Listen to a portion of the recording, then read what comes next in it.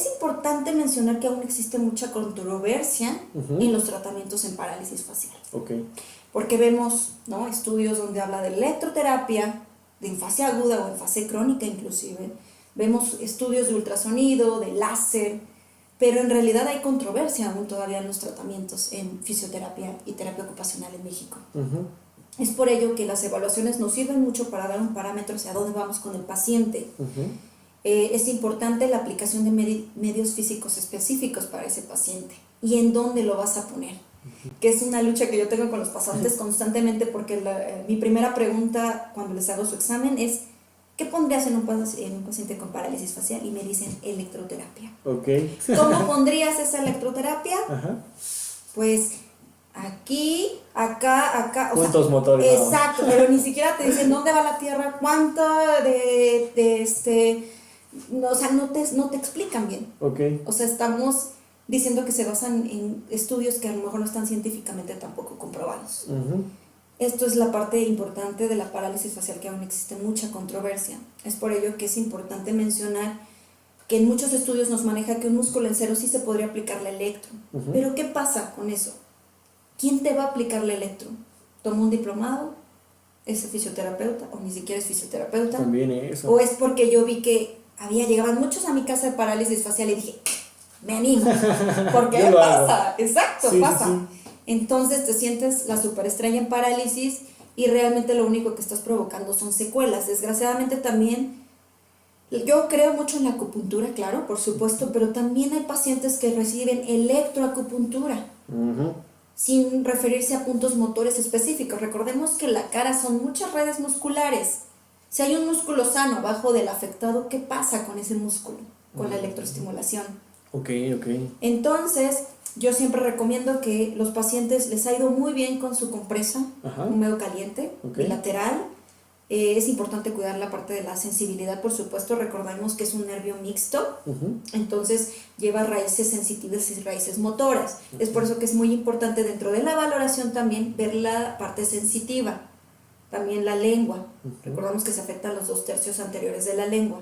Por eso la evaluación es primordial para un tratamiento en parálisis facial. De la parte sensitiva, ¿qué es lo que valoras? Valoramos básicamente todas las raíces nerviosas. Me enfoco a las 5 raíces y hago una exploración con la técnica de cepillado para ver si el paciente de un lado o del otro siente lo mismo, o con las técnicas de Margaret Roth. Sí uso las técnicas de los guantes, pero es técnica de Margaret Roth, donde yo identifico con el paciente si tiene buena sensación de un lado o del otro y lo comparo. Muy bien. Nos falta que nos hables del tercer tipo. Entonces, en las agudas es un tratamiento integral, valorándolo al 7º, 8º día y haciendo un plan individualizado para el paciente. Les recomiendo de primera instancia no masticar inclusive chicle. El clásico chicle. El clásico, sí. Y les juro que se los han mandado hasta médicos, inclusive en nuestra propia rama. Mastica chicle, vas a fortalecer, pero recordemos que el chicle es parte del macetero, justo, entonces, ¿no? Otra cosa. Exactamente, entonces desde ahí podemos provocar lo que voy a entrar ahorita, que son las secuelas. Pero bueno, básicamente es eso, ese tratamiento integral al paciente. Con una muy buena cinesiterapia el paciente le va muy bien. Es importante tener tiempos de reeducación muscular adecuados también.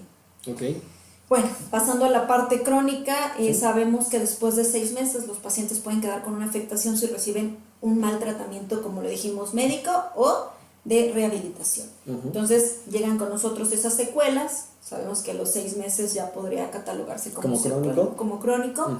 Entonces, bueno, esos pacientes pueden provocar sincinesias, que es de hecho la más alta secuela que queda en parálisis facial, que son los movimientos involuntarios por una mala regeneración nerviosa.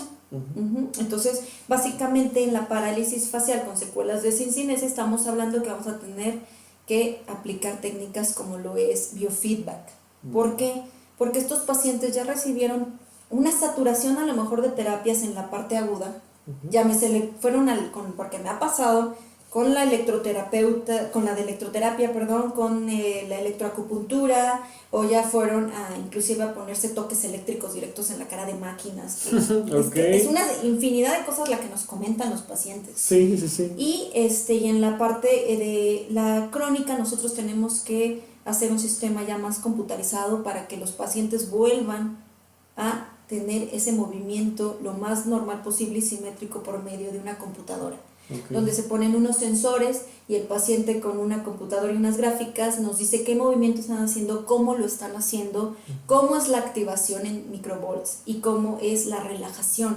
Recordemos que es muy importante la parte de relajación de pacientes con secuelas crónicos de cincinesia.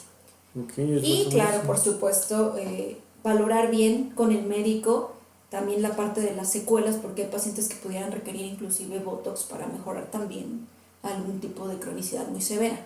Ahí, ¿cuál sería como el parámetro para Haus-Brackmann. Haus-Brackmann, por supuesto, sabemos que mide Haus-Brackmann de 0 al 6 y de esta forma nosotros ya en 5 o 6 ya tienen que estar con el médico para revisión. Yo desde el día 1 siempre con una secuela van con el médico. Para que hagan un estudio de electromiografía, por supuesto, para ver cómo está el grado de lesión de ese nervio. Está bien, es como debería de ser, como se debe de trabajar.